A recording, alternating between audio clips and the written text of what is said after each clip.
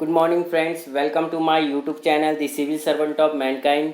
अभी इस वीडियो में अपन इस वीडियो लेक्चर सीरीज़ में अपन 2019 में जो क्वेश्चन पूछे गए थे यूपीएससी 2019 में जो क्वेश्चन पूछे गए थे, ओके 2019 यूपीएससी की प्रीलिम में जो क्वेश्चन पूछे गए थे उसको हम लोग वन बाय वन देखने वाले हैं। वो क्वेश्चन कैसे फॉर्म किया गया था, कौन से बुक से उसका रेफरेंस है, या फिर उसको हम लोग कैसे टैकल कर सकते हैं, इसके बारे में अपन इस क्वेश्चन वीडियो में बात करने वाले हैं। तो चलिए ज़्यादा वक्त बर्बाद नहीं करते हैं, डायरेक्टली क्वेश्चन के ऊपर जंप करते हैं। अगर अभी तक आपने इस चैनल को सब्सक्राइब नहीं किया है तो इस चैनल को सब्सक्राइब करें और बेल आइकन को दबाइए, ताकि कोई भी नया वीडियो आएगा तो उसका नोटिफिकेशन आपको आपके मोबाइल में डायरेक्ट आ जाएगा।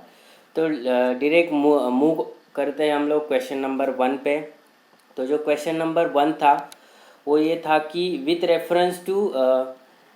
Reference to the Mughal India, what is are the difference और डिफरेंसेस बिटवीन जागीरदार और जमींदार। ओके, जागीरदार और जमींदार का डिफरेंसेस यहाँ पे बहुत पूछा है। तो स्टेटमेंट 1 है, jagirdar were holder of land assignment in lieu of judicial and that is police duties, whereas zamindars were holder of revenue rights without obligation to perform any duty other than revenue collection. Statement 2 है, land assignment to jagirdars were hereditary and revenue rights of zamindar were not hereditary. Select the correct answer using the code given below. तो option A है 1 only, option b है 2 only, option C है both 1 and 2, option D है neither 1 nor 2। चलिए आपको मैं 5 second का time देता हूँ। 5 सेकंड में आपको बताना है इस क्वेश्चन का आंसर क्या हो सकता है। जागीरदार और जमींदार के बीच में डिफरेंसेस पूछे हुए। ओके, ये क्वेश्चन जो लिया गया था वो क्लास 11 की एनसीईआरटी है। ओके, क्लास 11 की जो एनसीईआरटी है, ठीक है, क्लास 11 की एनसीईआरटी से ही क्वेश्चन लिया गया था बाय सतीश चंद्रा। तो क्या है इसका आंसर, बताइए जल्दी जल्दी।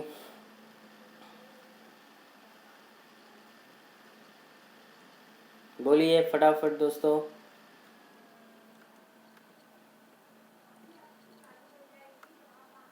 ओके, तो इस क्वेश्चन का आंसर है डी। क्या है इसका आंसर?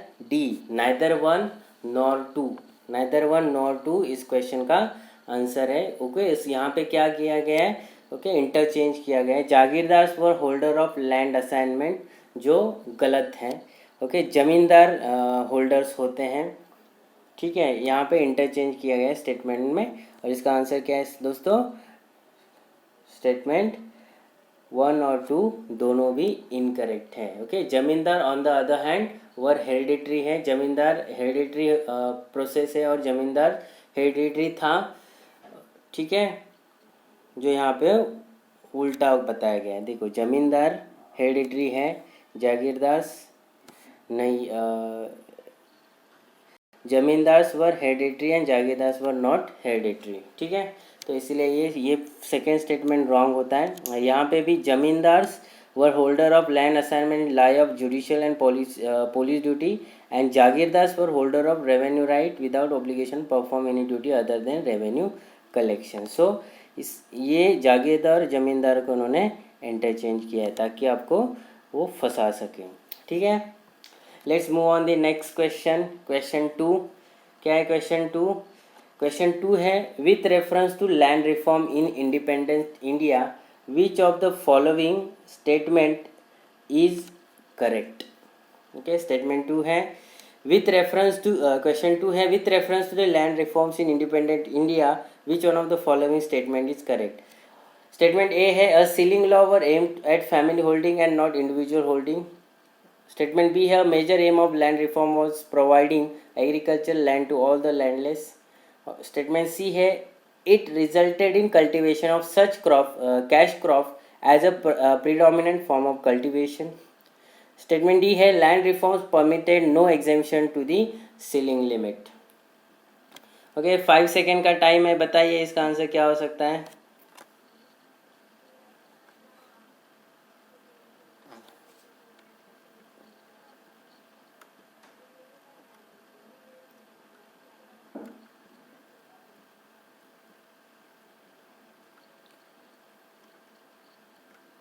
ओके, जो लैंड रिफॉर्म्स इन इंडिया है, ठीक है, उसके बारे में यहाँ पे एक ही स्टेटमेंट करेक्ट है, वो जो है ऑप्शन बी है।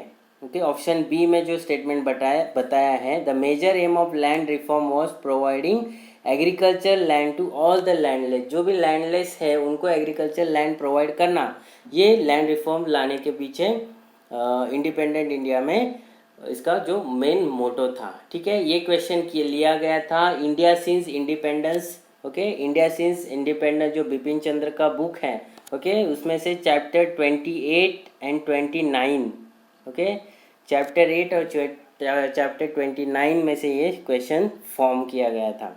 ठीक है दोस्तों, let's move on the question 3। क्या है question 3? Question 3 is consider the following statement about the charter act 1830। जो चार्टर एक्ट 1813 लाया गया था उसके बारे में स्टेटमेंट दिया है। स्टेटमेंट 1 है, it ended the trade monopoly of the East India Company in the India except for trade in tea and trade with China. Statement 2 है, it asserted the sovereignty of British crown over the Indian territories held by the company. Statement 3 है, the revenue of India were now controlled by British parliament. Which of the statement given above are correct? Option A है 1 and 2 only, option b है 2 and 3, option C है 1 and 3, option D है 1 2 3, that is all the above. Okay, चलिए बताइए फटाफट इसका answer. 5 second का time है।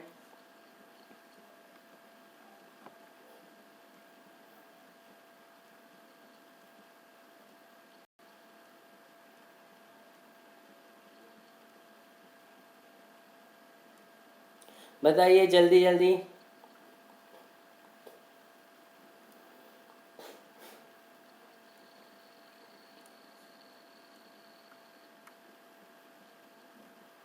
ओके, तो इसका आंसर है दोस्तों ऑप्शन ए। ऑप्शन ए मतलब क्या? Statement 1 and statement 2 are correct, statement 3 is wrong. Okay, the statement 1 is what? The ended trade monopoly of East India Company in India except for trade in tea and trade with China. Okay, ये statement correct है। फिर जो 1813 का जो charter act लाया गया था, okay, उसके अंडर उसमें जो प्रोविजंस थे उस प्रोविजंस के अकॉर्डिंग जो मोनोपोली थी ईस्ट इंडिया कंपनी की, ओके, वो एंड की गई थी except, okay, trade in tea and trade with China. ये स्टेटमेंट 1 करेक्ट है। फिर स्टेटमेंट 2 है, it asserted the sovereignty of British crown over the Indian territory held by the company. ये सेकेंड स्टेटमेंट भी करेक्ट है। बट स्टेटमेंट 3 जो है, the revenue of India were now control by British parliament. Okay, तो जो ये statement 3 दिया गया है, ये statement 3, okay, charter that is Pitt's India act 1784 का जो 1784 का जो पिट्स इंडिया एक्ट लाया गया था उसका ऑब्जेक्टिव था। ठीक है, ये जो स्टेटमेंट 3 है इसका चार्टर एक्ट 1813 से कोई भी ताल्लुकात नहीं है, तो इसीलिए ये स्टेटमेंट 3 रॉन्ग होता है। ओके, पिट्स इंडिया एक्ट 1784 के तहत ये किया गया था, the revenue of India were now control by British Parliament, इसीलिए थर्ड स्टेटमेंट रॉन्ग है। इसलिए option a is the correct answer of this question. You got it? Let's move on the question 4। Question 4 is with reference to the Swadeshi movement. हाँ, ये जो question 3 है, okay, ये question 3 कहाँ से लिया गया था, कहाँ से फॉर्म किया गया था? ठीक है, तो स्पेक्ट्रम का हिस्ट्री का बुक है। ठीक है, पेज नंबर 566 अगर आप देखोगे, पेज नंबर 566 में इस क्वेश्चन का आपको रेफरेंस मिल जाएगा। ठीक है दोस्तों, let's move on the question 4। Question 4 is with reference to the moment with reference to the Swadeshi movement consider the following statement. Okay, Swadeshi movement के बारे में क्वेश्चन पूछा गया है। तो फर्स्ट स्टेटमेंट है, it contributed to the revival of indigenous artisans crafts and industries. Statement 2 है, the National Council of Education was establish as a part of Swadeshi movement. Which of the following given above is a correct?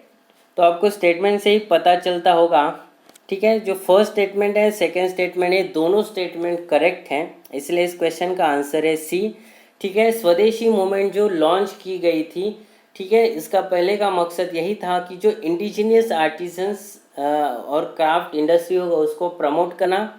और second, national Council of education स्वदेशी movement के अंदर बिठाई गई थी, जो अगस्त 15 1906 में बनाई गई थी। ठीक है, अगस्त 15 1906 में नेशनल काउंसिल ऑफ एजुकेशन का इस्टेब्लिशमेंट किया गया था। ठीक है, तो इसीलिए इस क्वेश्चन, ये जो क्वेश्चन फॉर्म किया गया है वो स्पेक्ट्रम, ठीक है, मैं आपको रेफरेंस भी बता दूंगा कौन से पेज नंबर और कौन से बुक से ये लिया गया था। स्पेक्ट्रम का जो बुक है हिस्ट्री का, उसमें page number 296 and 297, okay, page number 296, sorry 296 and 297 में से ये क्वेश्चन फॉर्म किया गया था। जो इन्फॉर्मेशन जो पेज है उसमें से ये क्वेश्चन फॉर्म किया गया था। ठीक है दोस्तों, आ गया समझ में question number 4। Let's move on question 5। क्या है question 5? Consider the following pairs. Okay, अभी इस क्वेश्चन में क्या किया गया है, मूवमेंट ऑर्गेनाइजेशन दिया और उसके लीडर्स कौन कौन एसोसिएटेड थे इसके बारे में ये पूछा गया। तो फर्स्ट जो स्टेटमेंट है, all India anti untouchability league, okay, leader थे महात्मा गांधी। स्टेटमेंट 2 है all India Kisan Sabha, Swami Sahajanand Saraswati. Third है self respect movement, EV Ramaswamy Naicker. तो which of the pair given above is are correctly match. यहाँ पे पूछा है कि ये जो पेयर दी गई है इसमें से कौन सी पेयर करेक्टली मैच हो रही है, ये आपको बताना है।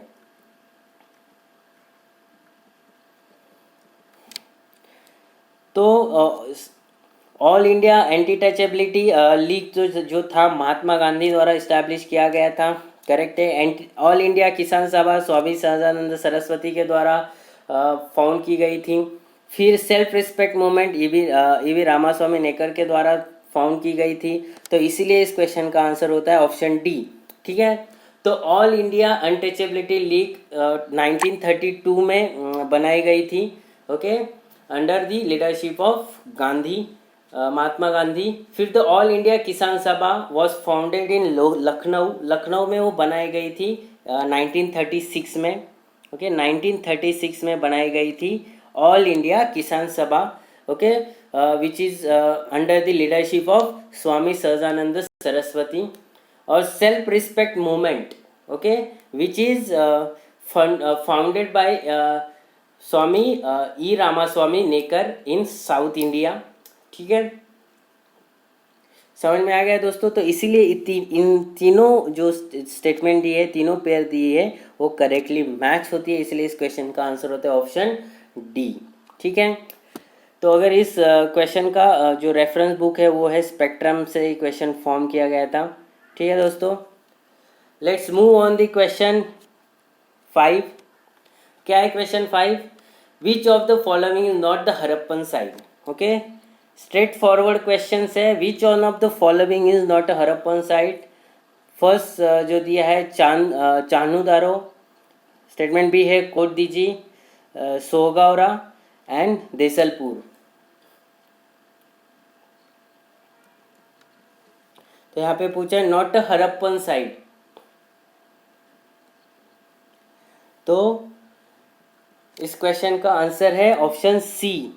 क्या है इसका answer? Option C is the correct answer of this question, that is Sogaura. ठीक है, तो ये जो फर्स्ट है that is Chanhudaro and Desalpur which are the Harappan site, and Kot Diji is the contemporaneous to Harappan site. Okay, Harappan site के कंटेम्पोररी थी कौन सी? कोटदाजी। और ये दोनों हरप्पन साइट है। ये जो सोहगौरा है ये अशोकन इरा इंस्क्रिप्शन है। ओके, इस साइड पे क्या है? अशोकन इरा का जो इंस्क्रिप्शन पाया गया है, फाउंड हुआ है, इसीलिए ये क्वेश्चन यहाँ पे पूछा है नॉट। ओके, क्वेश्चन हमें हमेशा क्वेश्चन को अगर टैकल करना है अच्छे से तो हमें क्वेश्चन अच्छे से पढ़ना होगा। अगर यहाँ पे नॉट पूछा है तो हमारा ऑप्शन है ऑप्शन सी। ठीक है, एनसीईआरटी से क्वेश्चन फॉर्म किया गया है, ancient Indian NCERT R S. Sharma की, चैप्टर है Harappan civilisation, okay, the age of Mauryas. ठीक है दोस्तों, लेट्स मूव ऑन क्वेश्चन 7। क्या है question 7? In which of the following relief sculpture inscription in Rhino Ashoka, King Ashoka, mentioned along with the stone portrait of Ashoka? Okay, question straight forward है. क्या है इसका answer? Option A है that is कांगनहली, B है सांची, सी है शाहबाजगरी and D है सागौरा.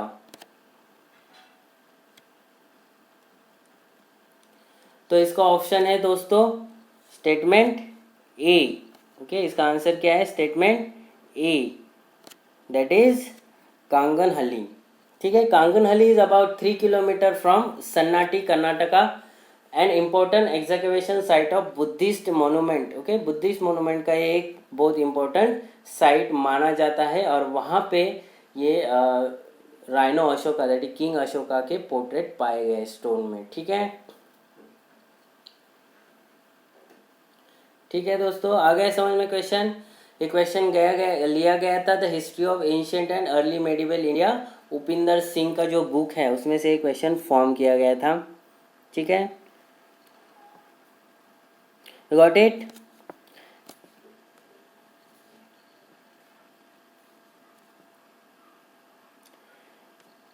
Question 8 है दोस्तों.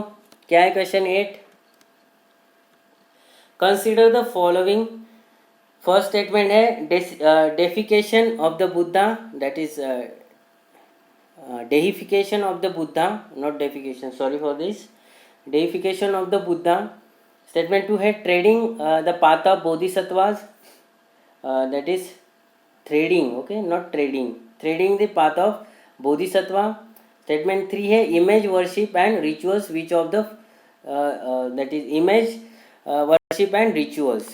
ठीक है, which of the above is are the feature and features of Mahayana Buddhism. Okay, Mahayana Buddhism से रिगार्डिंग क्वेश्चन है ये. फर्स्ट है डेइफिकेशन ऑफ बुद्धा. स्टेटमेंट 2 है threading of path of Bodhisattva. Statement 3 है image worship and rituals. Which of the above is a feature और features of that is Mahayana Buddhism. Okay, Mahayana Buddhism के बारे में पूछा है. तो स्टेटमेंट ऑप्शन ए है ए ओनली, ऑप्शन बी है 1 and 2, ऑप्शन सी है 2 and 3, ऑप्शन डी है 1 2 3. बताइए फटाफट, 5 सेकेंड का टाइम है आपके पास. बताइए जल्दी जल्दी दोस्तों.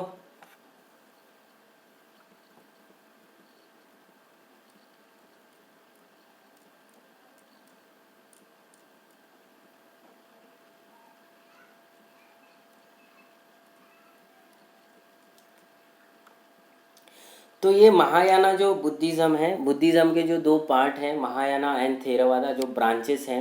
ओके, तो ये Mahayana according to Mahayana Buddhism ये जो तीनों स्टेटमेंट है, ओके, बुद्धा को गॉड बनाना या बुद्धा को गॉड मानना, फिर threading of path of Bodhisattvas, okay, Buddha की इमेजेस को वर्शिप करना,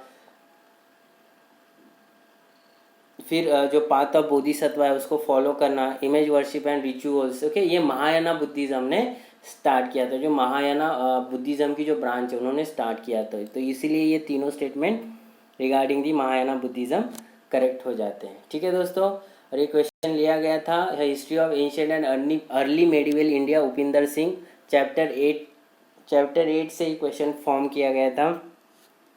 okay, let's move on question 9. क्या है question 9? With reference to the force labour vishti in India during the Gupta period, which one of the following statement is a correct.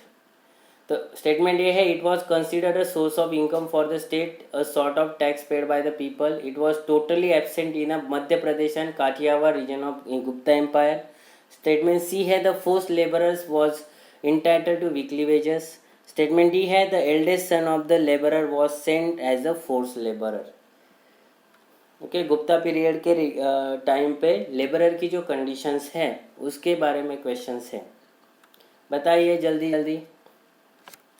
Okay, बस 5 second का time है दोस्तों. 5 second में बताना है आपको, जल्दी बताइए, जल्दी जल्दी बताइए दोस्तों.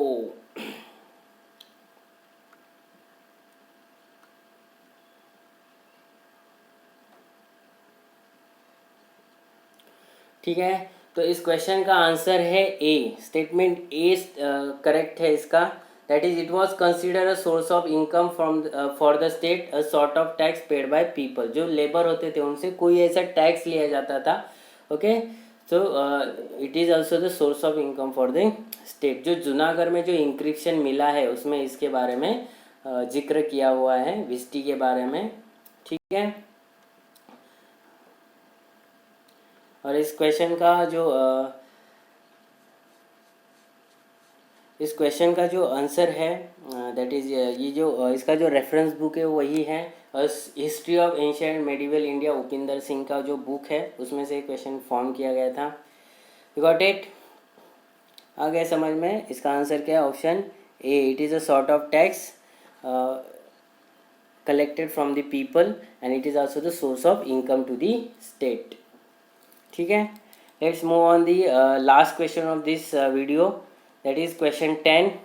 Building Kalyana Mandapa was a notable feature in the temple construction of the kingdom of A. Chalukyas, B. Chandelas, C. Rashtrakutas, D. Vijayanagara.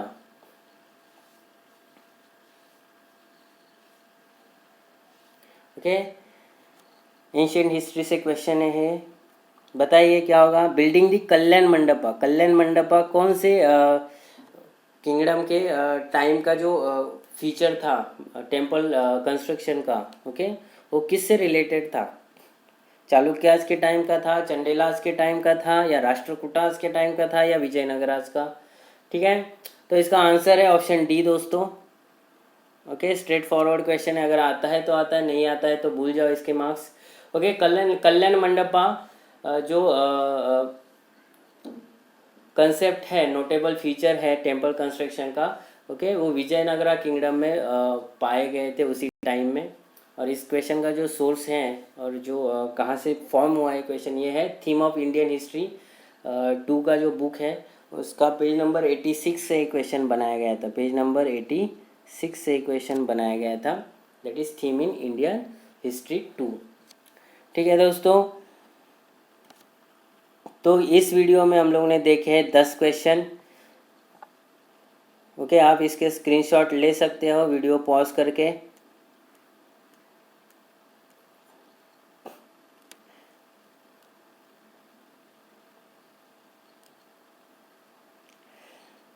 ठीक है,